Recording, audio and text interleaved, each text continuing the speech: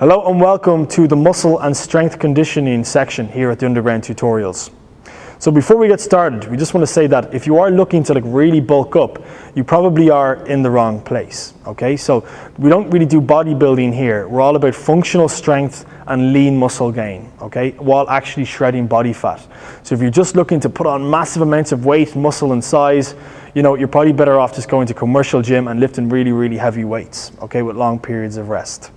So saying that, it doesn't mean that in these workouts, you can't put a little bit more emphasis on actually lean muscle growth, okay? So some of the following strategies that Cormac's going to take you through are how to take emphasis away from fat burning and putting it onto building muscle size and strength, okay? Now before I hand you over to Cormac, I just want to say that, building size is all about your calorie intake, okay? So follow the dietary recommendations below if you're actually looking to put on size and mass.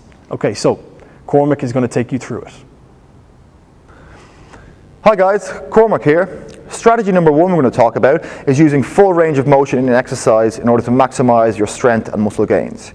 I'm going to demonstrate two exercises, a barbell curl for the upper body and then a squat for the lower body.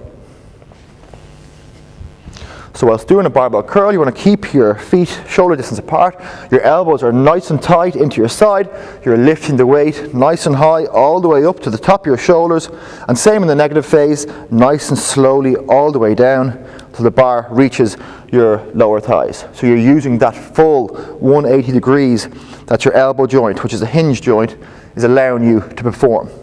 Okay, so the incorrect way to do this exercise would be pulling the bar up, or maybe having to use a bit of your hips and your back to lift the bar up. Okay, the reasoning being for doing this is what most people do is they'll pick a weight that's way too heavy and they find they'll have to use other muscles to get the weight up.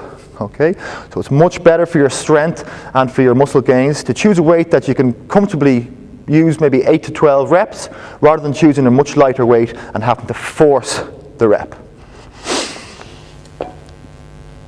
Exercise number two, showing the lower body. I'm going to show a squat. I'm going to use a kettlebell for the demonstration, holding it close into my chest. My feet are shoulder distance apart. My hips sit back. Okay, I'm sitting down as far as I can, as far as my hamstring flexibility allows me, pushing straight back up and straightening out the legs. That's the correct way to do the exercise. Incorrect way to do a squat would be sitting your hips down. I'm not using full range of motion, just using a partial rep and then sitting back up. So you're not really recruiting a huge amount of muscle fibers. You want to make sure that you drop your hips back, sit down, continue to sit down as far as your flexibility can allow you, and then push straight back up, straighten out your legs. Strategy number two I'm going to touch on is focusing on the lowering of the weight, which is called either the eccentric or the negative phase. I'm going to demonstrate two exercises. I'm going to show the barbell curl again because it's quite an easy one to show, and I'll also show the bent over row. Now before I do that, you're probably asking yourself, what is the eccentric, what is the negative phase, what do these mean? Easiest way to show this is it's the lowering of the weight. Okay, it's when your body is resisting gravity, when it's resisting the weight. Too often, too many people will come to a strength exercise and they'll focus on lifting the weight and then just let it drop nice and fast. And really what you don't realize is if you take the lowering part nice and slow, you're actually doubling the time that your muscles are being put under the strain, therefore increasing your chance of building muscle and gaining some strength. So barbell curl, first of all, keeping my elbows close into my side, so I'm lifting the weight up to the top of my shoulders. Good rule of thumb is to count 3 seconds down. I count 3, 2, 1.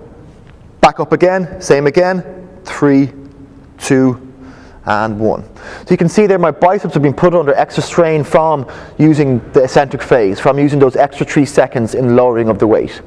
Exercise 2, I'm going to show the bent over row. So this is going to be testing your pulling muscles, your back and your biceps. My hips come back. Okay, nice and fast. I'm lifting the bar up to my lower abdomen, and once again I'm counting 1, 2, 3.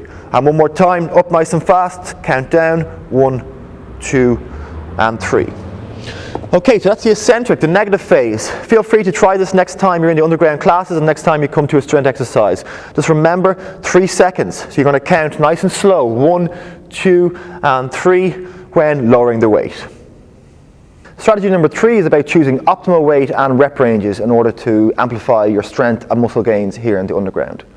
Now, it's quite a common theory. If you want to get bigger, if you want to get stronger, you have to be willing to lift heavier, lift bigger weights, and put your body through a comfort zone it may necessarily have been put through before. So you may be asking yourself, well, what rep ranges should I use? What kind of weight should I use? Now that all depends obviously on your own strength gains and what you're used to lifting or what your body can handle. But a good rule of thumb is to choose the 8 to 12 rep range, which is the perfect range for hypertrophy, which means muscle building. So let's say, for an example, you come up to a kettlebell exercise. There's kettlebells from 8 to 20 kilo. Let's say you can do 20 reps with the 8 kilo kettlebell. Well, it's quite obvious it's not going to be putting a huge amount of strain on your leg muscles, so therefore won't be building much amount of strength or size. So you need to up the weight, less the rep range, and it's the exact same on the opposite scale. If you pick up a weight, let's say the 20 kilo, and you find it's too heavy, you find you have to struggle through, let's say 4 or 5 reps and your form is quite bad, same again, drop the weight and find a weight that's comfortable for your body that you can do in between the 8 to 12 rep ranges. And then once you find that you're getting stronger, that rep range will increase up to 15, 16, and once you do that, you can obviously see that you're getting bigger, you're getting stronger, and then increase the weight as you go along.